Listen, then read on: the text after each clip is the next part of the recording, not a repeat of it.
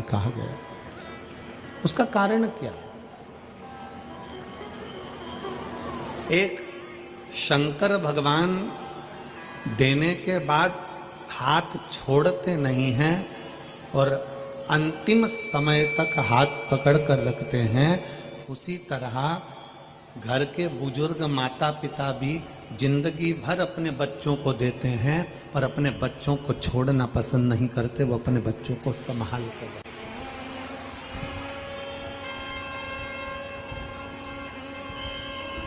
और शंभु शरणे पड़े मांगू घड़ी रे घड़ी दुख काटो दया दीन दर्शन आपो शंभु शरणे पड़े मांगू घड़ी रे दुख काटो दया दीन दर्शन। एक माता पिता, घर के बुजुर्ग माता पिता एक ऐसे होते हैं जिनको हम महादानी की गिनती में गिनते हैं। घर के बुजुर्ग माता पिता को हम महादानियों की गिनती में गिना करते हैं। उसका क्या कारण है? कारण क्या हो सकता है उसका? उसका केवल एक कारण है।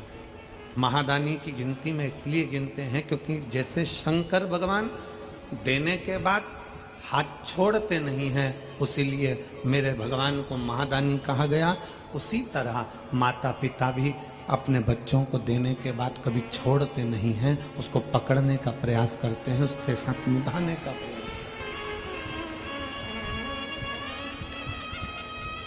फिरोजाबाद के इस पवित्र प्रांगण में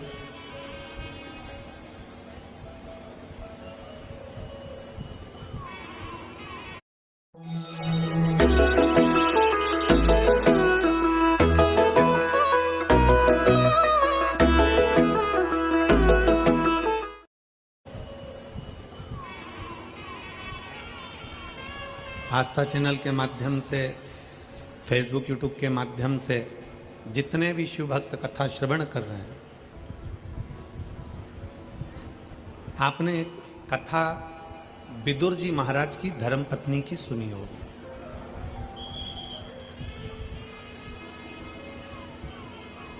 विदुर जी महाराज की धर्मपत्नी का नाम क्या था? जिन विदुर जी के दरवाजे पर, विदुरानी के दरवाजे पर भगवान कृष्ण केले का छिलका खाकर आ गए थे।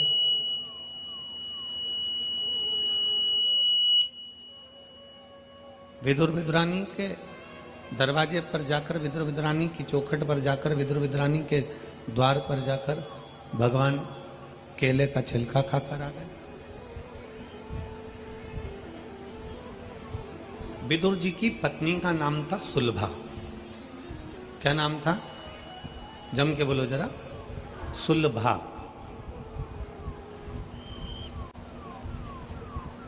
ये शिव की परम भगत थी। विदुर जी की जो धर्म पत्नी थी सुलभा, ये भगवान शंकर की बाल्यावस्था से बड़ी भगत थी।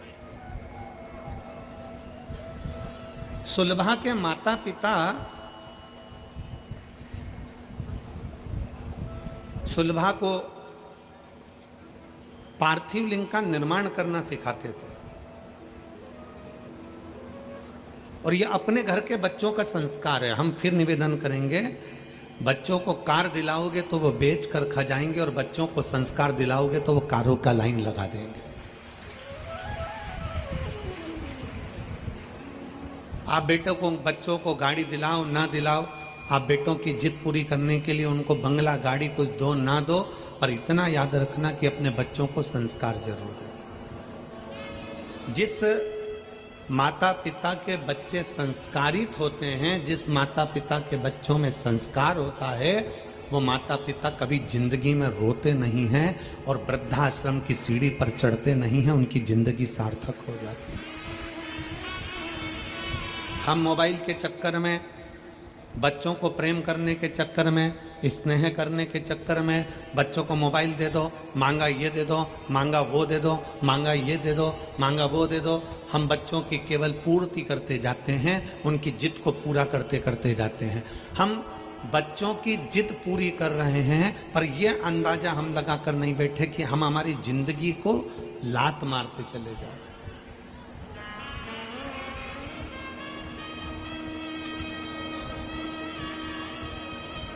बच्चों की जिंदगी पूरी करने में, हम बच्चों की जिद पूरी करने में हम अपनी जिंदगी पर लात मार रहे हैं, हम अपना जीवन बेकार कर रहे हैं। शंकर भगवान क्या गणेश जी महाराज को प्रथम गिनती में नहीं गिन सकते थे? शंकर भगवान क्या अपने पुत्र का सम्मान नहीं करा सकते थे? पर भगवान देवाधिदेव महादेव भगवान शंकर ने अपने बेटे को प्रथम गिनती में नहीं गिना। भगवान शंकर ने अपने पुत्र कार्तिक को, गणेश जी को प्रथम गिनती में नहीं गिना। कब गिना? जब कह दिया गणेश जी और सदानंद कार्तिकेय जी, जाओ पूरी पृथ्वी की परिक्रमा कर कर आओ। पृथ्वी की परिक्रमा कर कर आओगे, पृथ्वी की अगर तुम परिक्रमा कर कर पहुंचोगे तो जो पहले पहुंचेगा उसको प्रथम गिनती में गिना जाए। मतलब भगवान शंकर भी अपने पुत्रों से कह रहे हैं, भगवान शंकर भी मार्गदर्शन कर रहे हैं कि कर्म करोगे तो फल मिलेगा।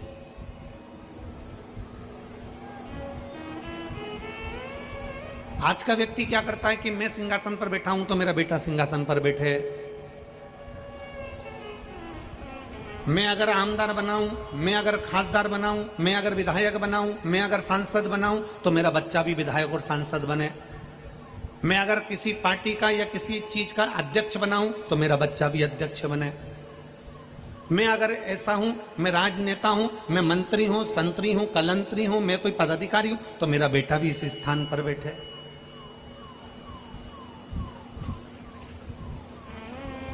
पर शिव महापुराण की कथा कहती है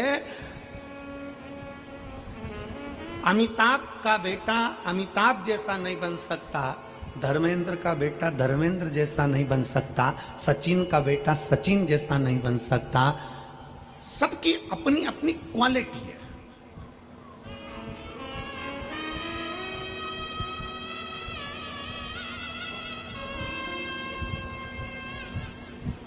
सबका अपना अपना कर्म है।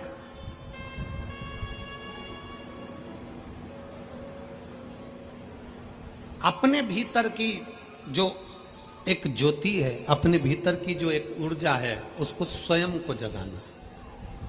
सास क्या सोचती है? मेरी बहू मेरे जैसे बने। मैं अगर सुबह 4 बजे जाग रही हूं तो मेरी बहू 4 बजे जागे।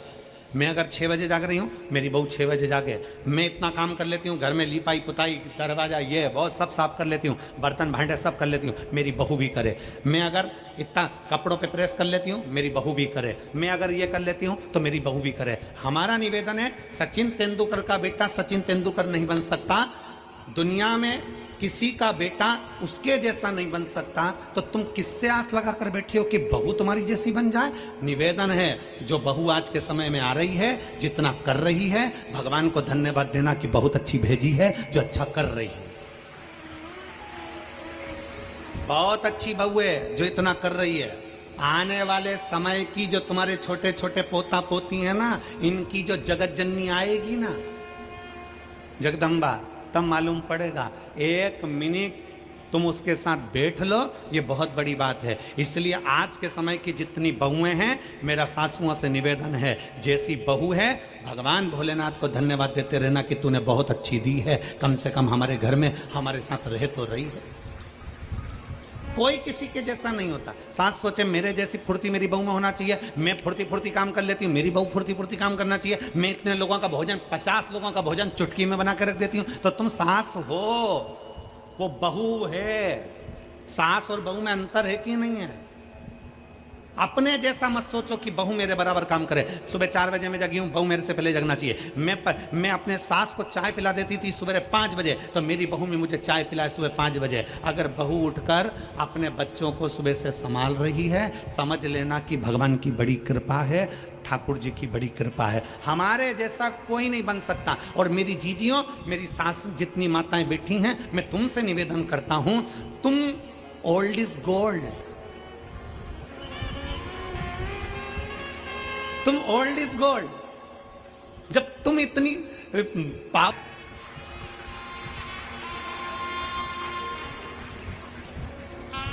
मेरा बुजुर्ग माताओं से निवेदन है, सास ये ना सोचे कि मेरी बहू मेरे जैसी बने, मेरी बहू मेरे जैसा काम करे, मेरी बहू मेरे जैसा, ना ना ना ना, कोई किसी के जैसा नहीं हो सकता।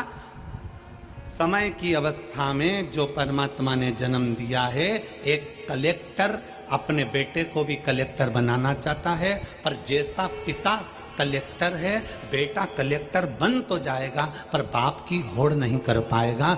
ये नीति है। एक बाप सीए है, अपने बेटे को सीए बनाना चाहता है। एक पिता इंजीनियर है, अपने बेटे को इंजीनियर बनाना चाहता है। एक पिता थानेदार है, अपने बेटे को थानेदार बनाना चाहता है। पर निवेदन है, उसके जैसा नहीं बन सकता, क्योंकि उसने अपनी जिंदगी में परमात्मा से जो प्राप्त कर कर लाया था वो केवल उस अकेले को मिला था। तुम्हारे जैसा गुण किसी दूसरे को नहीं मिला, तुम अकेले को मिला। तुम दूसरे से क्या होड़ करना?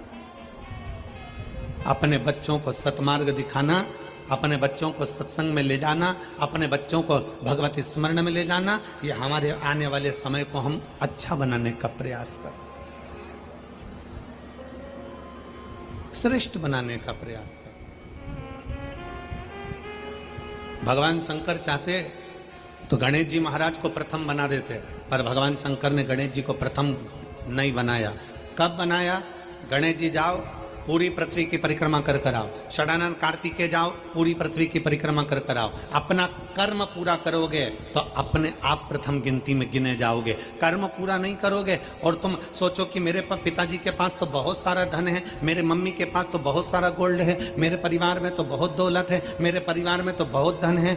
श्री शिवाय नमस्तुभ्यम ये वो मंत्र है जो ये बता देता है कि तुम्हारे परिवार में कितना भी धन हो, पर तुम भगवान का जो नाम जाप करते हो, तुम भगवान का जो भजन करते हो, उसके बल से तुम्हारी किस्मत का भी धन तुम्हारे को प्राप्त होगा। तुम दूसरे पर आश्रित होकर नहीं, स्वयं पर प्रबल होकर बढ़ने का प्रयास करिए। स्वयं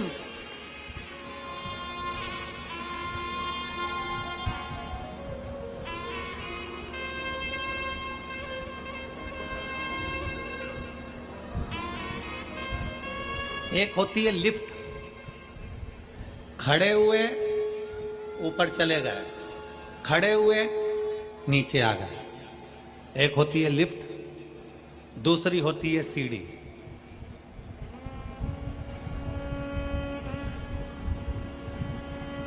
तीसरे नंबर पर है पांव, अपने चरण।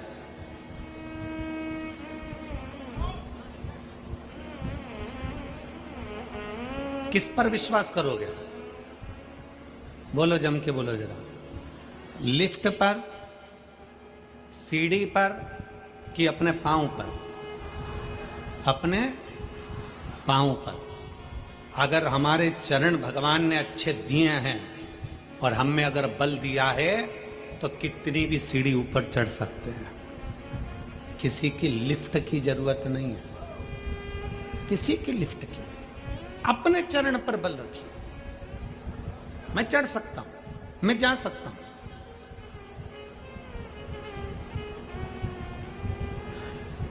लाखों में आप लोग आए हो, लाखों की संख्या में। पूरे ग्राउंड में कहीं जगह नहीं है और लोग रोडों पर हैं, चलते जा रहे हैं, आते जा रहे हैं। लाखों की संख्या में आप लोग।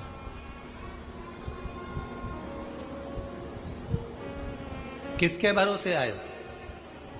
कोई हम उतरेंगे और कोई हमको लिफ्ट दे देगा और यहाँ कथा स्थल तक छोड़ देगा।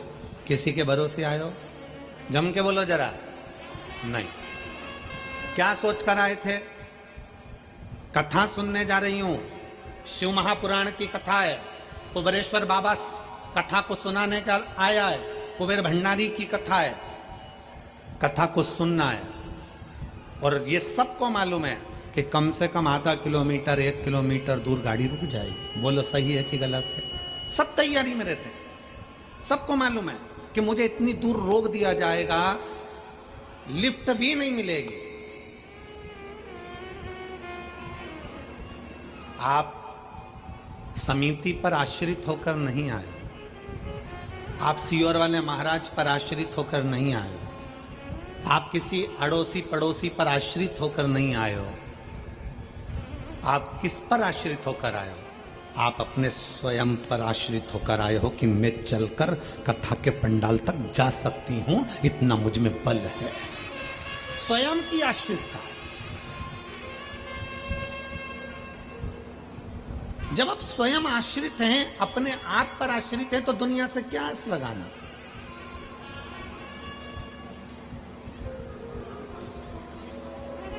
हम दुनिया से क्या आस लगाना?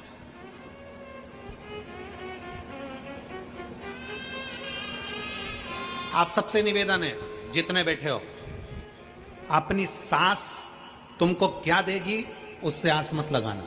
तुम्हारा ससुर तुमको क्या देगा तुम उससे आस मत लगाना।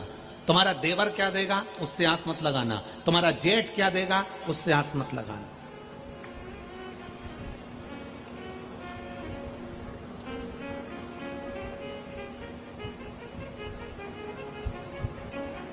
एक पत्नी का पति कोरोना में चले गए।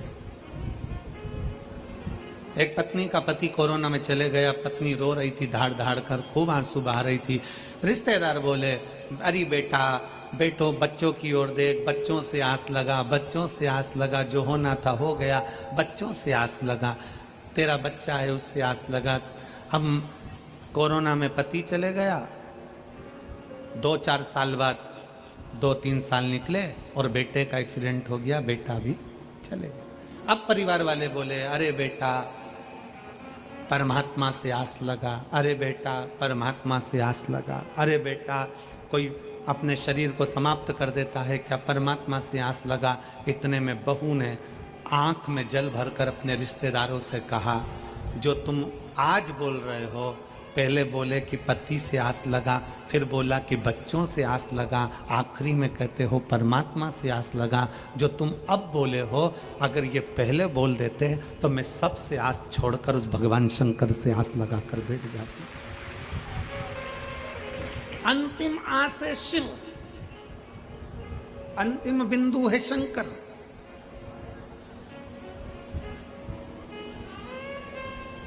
बच्चों से निवेदन है, यहां जितनी मेरी बेटियां बैठी हैं और जितनी मेरे बच्चे बैठे हैं, नवयुवक बच्चे जितने बैठे हैं, आस मत लगाना कि तुम्हारे पापा क्या देंगे, तुम्हारी मम्मी क्या देगी, तुम्हारा काका क्या देगा, तुम्हारी काकी क्या देगी, तुम्हारे रिश्तेदार क्या देंगे। आस मत लगाइए।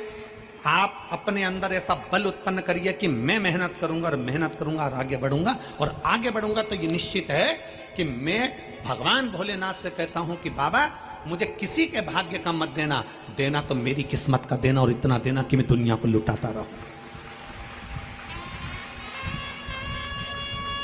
एक पत्र है,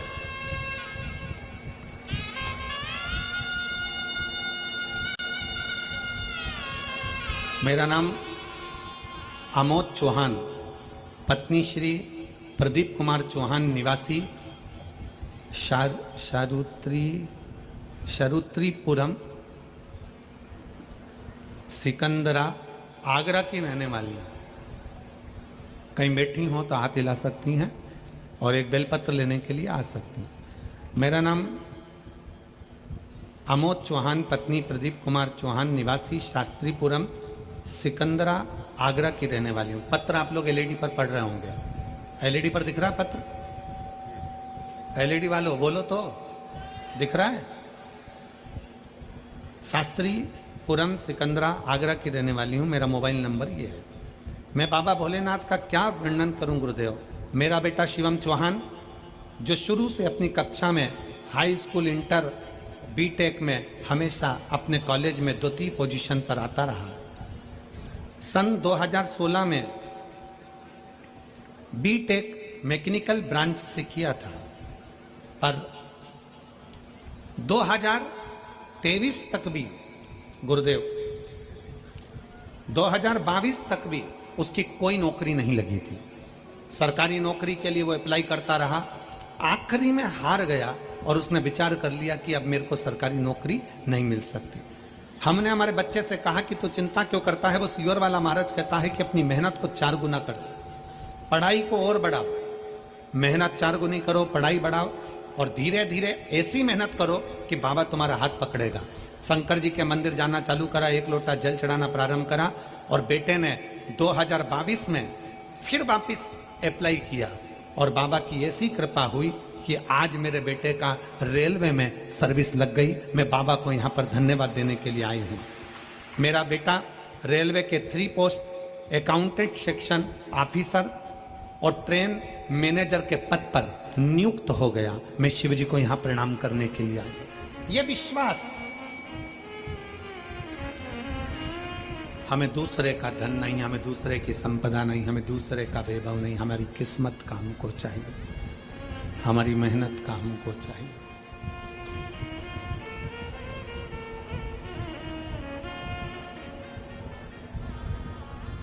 अपनी मेहनत का करें। एक गीत बहुत पहले लोग गुनगुनाते थे कि दुनिया में हम आए हैं तो, जम के बोलो जरा, दुनिया में हम आए हैं तो जीना ही पड़ेगा। संसार में आने के बाद में ये विचार छोड़ दीजिए कि आपको कोई कुछ देगा। संसार में मृत्यु लोक में आने के बाद ये विचार कर लीजिए कि दुनिया आपसे लेगी। और भगवान से भी यही प्रार्थना करना, मेरे ओघड़दानी भगवान शंकर से ये प्रार्थना करना कि मुझे ऐसा बनाकर रखना कि मैं दुनिया को देता रहूं, दुनिया को देता रहूं। मेरे हाथों में वो बल देना, मेरे हाथों में वो धन देना। अभी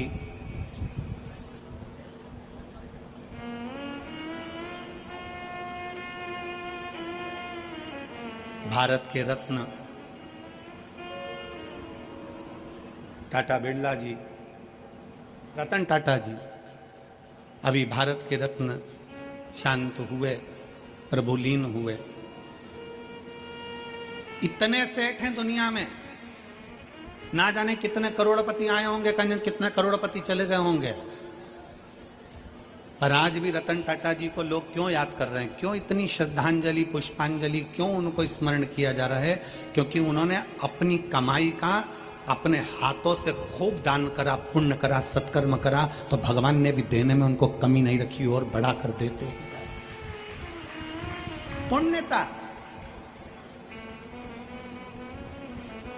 ये फिरोजाबाद वालों को मौका मिला था ये 5 दिन की कथा को करवाना, 5 दिन की कथा श्रवण करना, 5 दिन की कथा में अपने तिजोरी का खजाना खोलकर आकर इन शिव भक्तों को, अभी तक तुम्हारे फिरोजाबाद में देवी भक्त आए होंगे, अभी तक तुम्हारे फिरोजाबाद में अन्य भक्त आए होंगे, पर फिरोजाबाद की इस पवित्र भूमि पर इतिहास रचा है इस कथा ने कि लाखों की संख्या में शिव भक्त यहाँ पहुंचे हैं। हमने उनको पानी पिलाया, हमने उनको बिस्कुट खिलाया, हमने उनको टॉफी खिलाई, हमने उनको क्या खिलाया? ये जितने टॉफी बांटने वाले हैं, पानी पिलाने वाले हैं, बिस्कुट खिलाने वाले हैं, इनसे आप पूछना जरूर, क्या इनको शंकर भगवान ने कुछ दिया? ये बच्चे, ये माताएं, ये भाई एक बात जरूर कहेंगे कि हमने कथा में सुना है कि कथा के पंडाल में जिस जगह पर कथा होती है वहां शंकर 5 दिन के लिए, 7 दिन के लिए आकर विराजमान होता है। वहां जितने शिव भक्त होते हैं उनका मुख झूठा कराने से कभी घर में संपदा की कमी नहीं आती। ये उनकी चित्त वृत्ति में भरा हुआ।